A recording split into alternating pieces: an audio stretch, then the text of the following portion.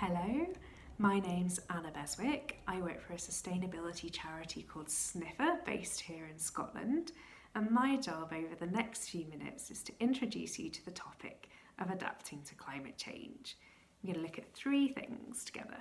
So first of all, we'll look at how Scotland's climate's changed already. Then we'll move on to consider actually what's changed as a result. How are these changes in climate affecting us here?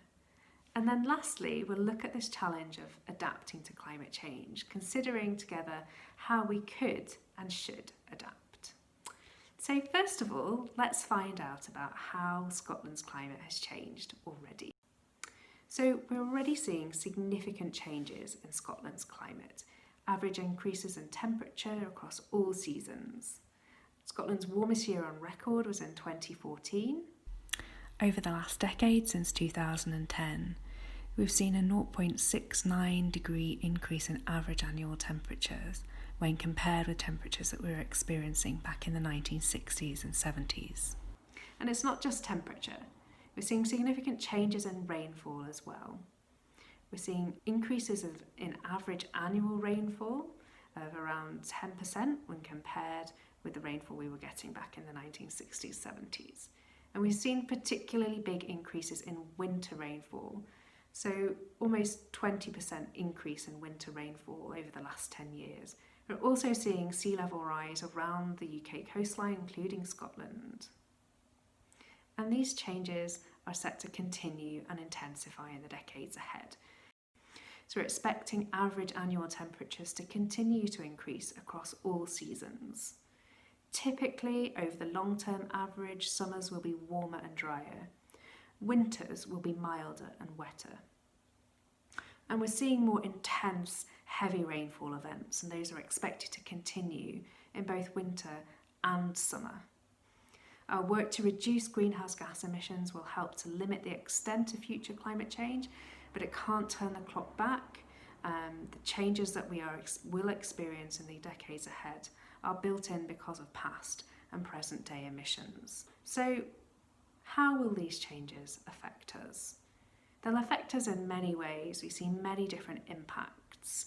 So we're seeing significant increase in flood risk because of these changes in rainfall. That's flood risk affecting our rivers, affecting our coastal areas, but also affecting our towns and cities, our urban areas where sewage and drainage capacity just can't cope anymore with the volume of rainfall that we're experiencing.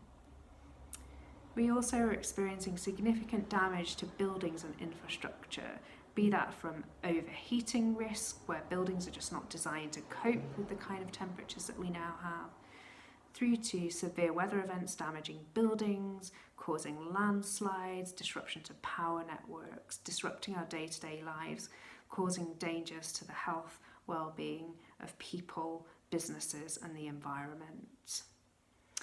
Changes in temperature, as I mentioned before, mean that we have a longer growing season than we did back in the 1960s. Increased agricultural productivity is possible because of that. But the challenges involved with farming, waterlogged land, with dealing with pests and diseases that are now able to survive in our warmer winters in Scotland that we didn't have to deal with previously, the disadvantages far outweigh the opportunities that we have with a longer growing season. So the question is, how should we respond? So first of all, let's consider our homes, our schools and our workplaces. So improved maintenance of existing buildings is a huge opportunity. So over 70% of traditionally built dwellings, so like our tenement buildings, our older properties, are in a state of poor maintenance and disrepair. We know that efforts to adapt existing housing stock to the impacts of climate change are far behind what's needed to help us to stay safe and comfortable in a changing climate. Added to the problems with our existing building stock, we also know that new buildings are not always being designed to be resilient to the changes in climate that we're now experiencing and the changes that are expected in the decades ahead. Actually, what can we do to better maintain our existing homes? Are things like shared repair schemes for tenement properties going to help people in future? How can we make sure that our investments go further so that the money, time and effort that we're investing in low carbon, so like energy efficiency schemes, actually also address challenges that home owners are experiencing and tenants are experiencing around flood risk? So do we need to include property level flood protection in some cases, or work to improve just the airflow within properties to help address issues with damp, to help avoid overheating in future?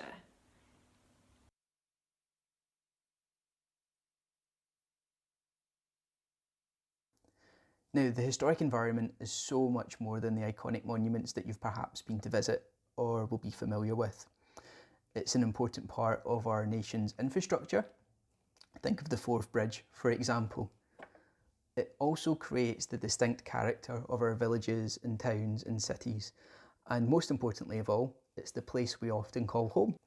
In fact, in Scotland, nearly 1/5 of our housing stock is traditional in nature. That is just under 500,000 dwellings. Now, when we talk about traditional, we mean a building constructed pre-1919 using traditional skills and materials like locally sourced stone, slate and timber. At Historic Environment Scotland, we've been studying the impacts of climate change on the historic environment, including traditionally constructed dwellings, for quite some time now. This is to try and understand exactly what we're facing in this time of climate crisis, and crucially, to understand what we need to do to prepare for the impacts of climate change. Like all aspects of our life, we will need to make changes, and the historic environment is no stranger to this. If we are to properly adapt to the impacts of climate change, then the historic environment has to change as well. However, what we see in the historic environment can teach us lots about what we need to do in the future. Our traditionally constructed homes were built in ways and using materials that are well suited for a wet and windy climate. However, decades of misguided interventions and a lack of maintenance can often leave our historic buildings vulnerable to the impacts of climate change. If we reduce that maintenance deficit, get our historic buildings wind and watertight, then they are instantly more resilient against the impacts of climate change. Now more than ever, looking after what we already have is important. A well looked after, traditionally constructed home can exist for centuries, protecting resources that our planet has already offered up to build them, while showcasing long-lasting, low-carbon methods once championed by our ancestors, yet now somewhat forgotten by us. The historic environment has much to teach us about how to prepare for the future, if we choose to listen. What about our places and our communities? So we need to make sure that we're not adapting to climate change or considering the topic of adapting to climate change in isolation. Actually, our thinking about how we can adapt to climate change needs to be rooted in a deep understanding of the existing social, economic and environmental challenges and vulnerabilities that we face as a society. We know that this challenge of adapting to climate change, the impacts that we've been discussing, actually will add additional burden to those who are already most vulnerable in our society.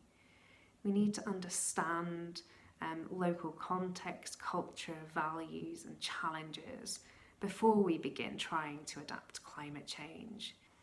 Very practically, we need to improve planning and decision making when it comes to the development and regeneration of our communities. Again, we need to make sure that the decisions we make today about how we develop and use land, where we build new homes, actually are setting ourselves and future generations up well for the future, that we're making decisions with future climate in mind. We also need to consider nature, both in terms of helping nature to adapt to these rapid changes in climate and also helping nature to help us. I think a really good example of really good adaptation planning, thinking about the needs of communities, is taking place in Edinburgh at the moment, at the Granton waterfront. This is a location on Edinburgh's shoreline, so it's exposed to coastal change risk and flood risk in future. And in response to that, this large area of the city, which is ripe for development of new homes, much needed space for businesses. Actually, there's a decision been made to create one of Europe's largest urban coastal parks as an integral part of this development that will protect this development from sea level rise and coastal change, provides amazing amenity, space for people to enjoy living and playing in this area. So our final topic that we're going to look at is around infrastructure. So let's think about our roads, railways, energy and communication infrastructure. And again, our existing infrastructure actually often wasn't designed to be resilient to the weather and climate that we're now experiencing. And importantly, we also need to think about the new investments where we are able to spend, where we are investing for the future. We need to be absolutely certain that the design and development of that new infrastructure is taking account of future climate change. The lifespan of investment in major infrastructure decisions is many, many decades. Our climate will be changing significantly in the years ahead, and the infrastructure that we invest in today needs to be fit for a future climate. It will be much, much more expensive to retrofit and to alter infrastructure than it is to design resilience in at the beginning. We also need to consider not just major, lifeline, big ticket infrastructure projects. We need to consider the needs and challenges that are affecting rural and island communities. So we need to consider climate risks affecting lifeline routes and transport and road networks in our highlands and islands. Think about how we can increase resilience of highland and island communities. Thank you very much for listening to my talk. I hope you really enjoy grappling with this topic of how we could and should adapt to climate change.